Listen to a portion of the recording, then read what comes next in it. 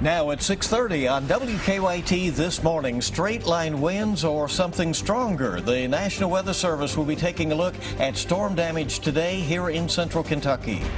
An 11-year-old Kentucky girl is dead and her father in a double shooting that police are still trying to piece together.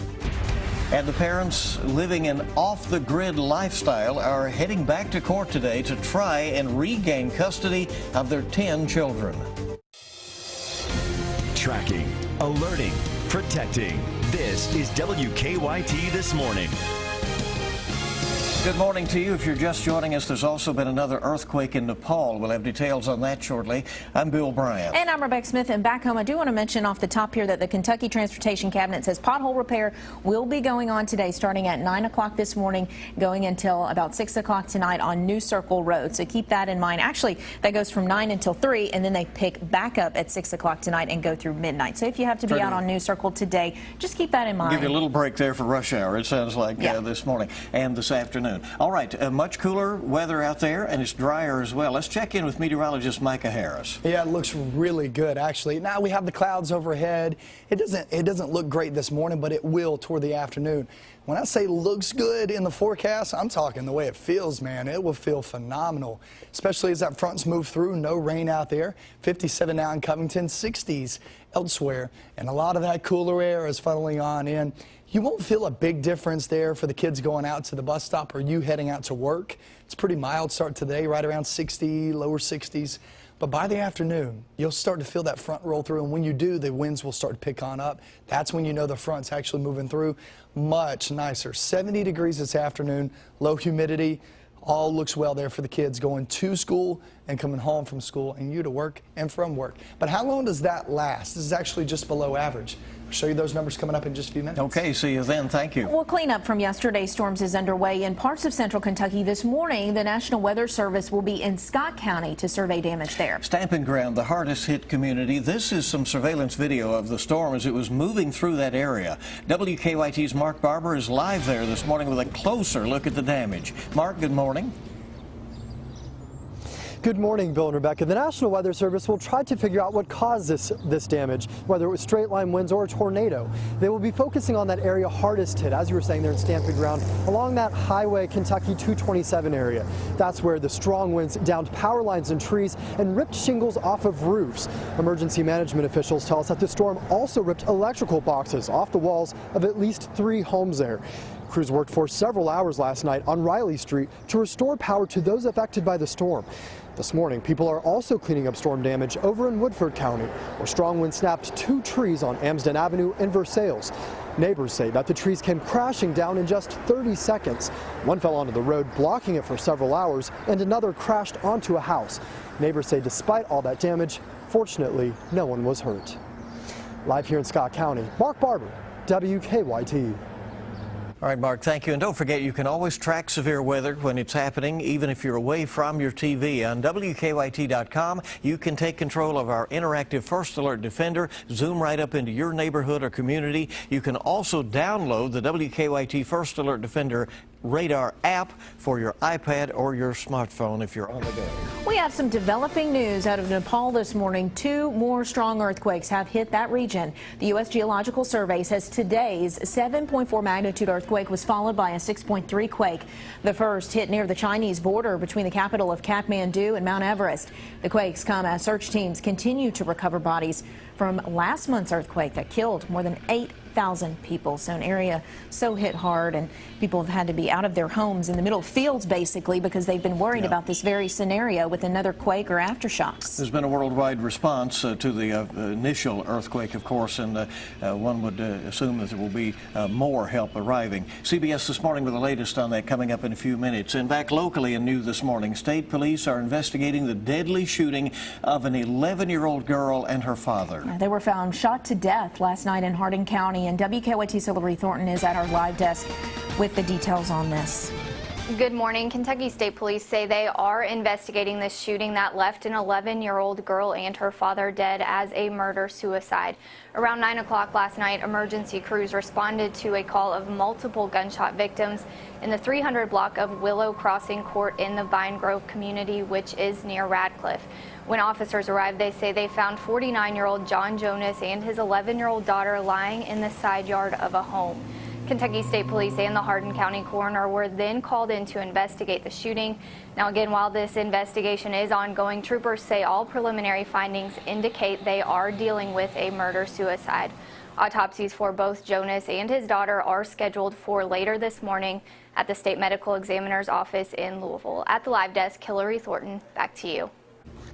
Very sad situation there. Thanks so much, Hillary. New this morning, we have learned the name of a man killed in a Woodford County crash.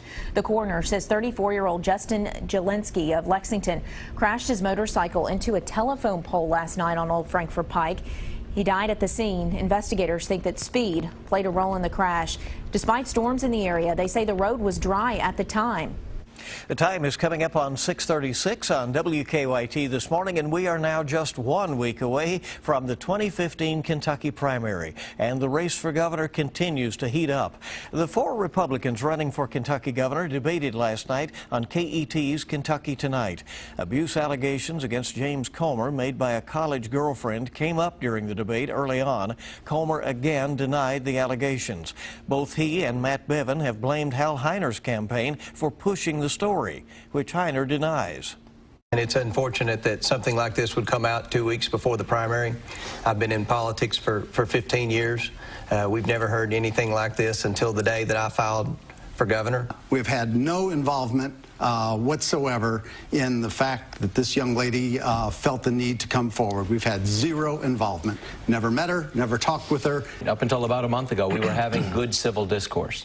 And there was one campaign, and everybody knows which campaign it was, that decided to soil the bed. And it's a shame. I've made it plain that I don't deal in yesterdays. I address tomorrow's, Kentucky's problems of tomorrow and the solutions. And that's where I'm going to stay. The Kentucky primary election is May 19th, which is 1 week from today. And by the way, more than 5,000 people have already voted for governor in the Kentucky May 19th primary. Secretary of State's office says nearly 3,400 people have voted absentee in person. Another 1,700 have cast their absentee ballots by mail. Another 1,800 absentee ballots have been issued but have not yet been returned. Today is the deadline to request a mail-in absentee ballot from your local county court clerk. Well, a man accused of slashing a Lexington Kroger employee's face while shoplifting says he's not guilty. Michael Buckner is charged with assault, robbery, and evidence tampering. Police say he slashed the employee at the Bryan Station Kroger while he was stealing a cart full of items. According to court documents, in the last 8 years, Buckner's been charged with drug possession, theft, and shoplifting, among other charges. The son of presidential hopeful Rand Paul has a court date today in Lexington. William Paul was cited for DUI last month. Police say the 22-year-old was in an SUV that crashed into a parked car along Woodland Avenue.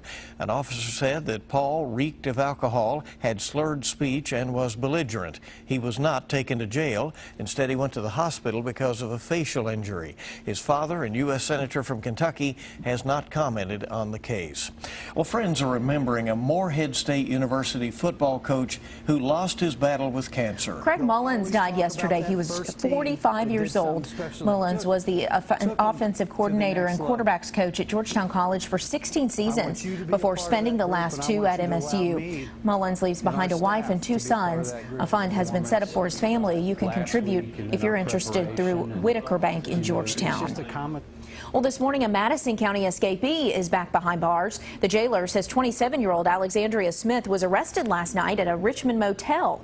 Investigators say she escaped when a jail employee left a room and the door didn't actually close all the way.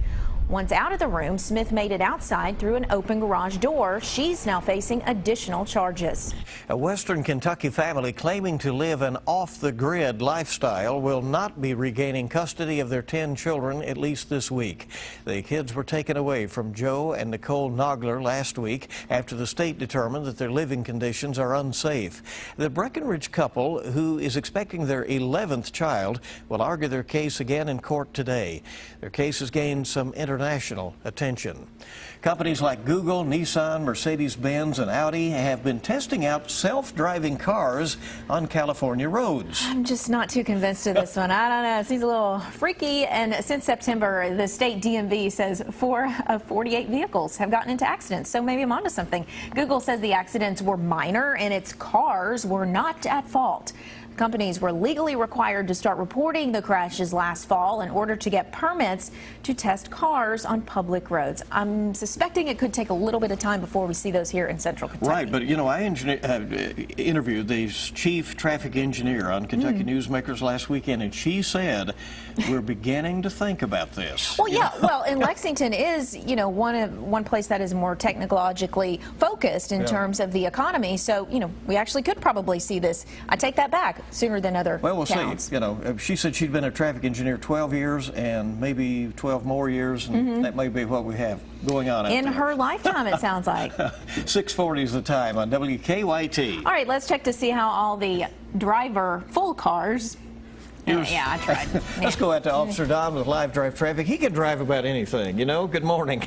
Good morning. Listen, if you've ever ridden with Deanne Stevens, you'll jump right in that self-driving car. Yes, I've had the experience. I wonder if it has the same kind of road rage as she sometimes gets. I don't know. Hey, the traffic looks okay right now in the circle and the interstate. 75 north and southbound. Just looked at the interstate and through the split, we're okay. The exit ramps are fine. Let's get a look outside and we'll show you what to expect as you get ready to head out the door this morning. It's pretty quiet out there at Broadway and High. Inbound Harrodsburg Road looks good too, even through the crossover. Of course, Alumni still shut down. That's between Tates Creek and Nicholasville Road. Just reminding you of that this morning. It'll be closed for a while. On our Waze map, nothing major happening at the moment. We can see our live drivers on the way in, putting a couple of stalled cars here and there on I-64 near the split. Those are all over to the side. Also now inbound Versailles Road. It looks like between the Circle and Alexandria, we have a stalled car that's over to the right. Now back to you in the studio. Okay, good start to the morning. We'll keep everybody informed. We thank you, Don. And it's 6:42 now. More WKYT This Morning on your Tuesday is on the way. Well, good service pays off. Hear from one waitress who got a huge tip from a customer in his will. That's ahead.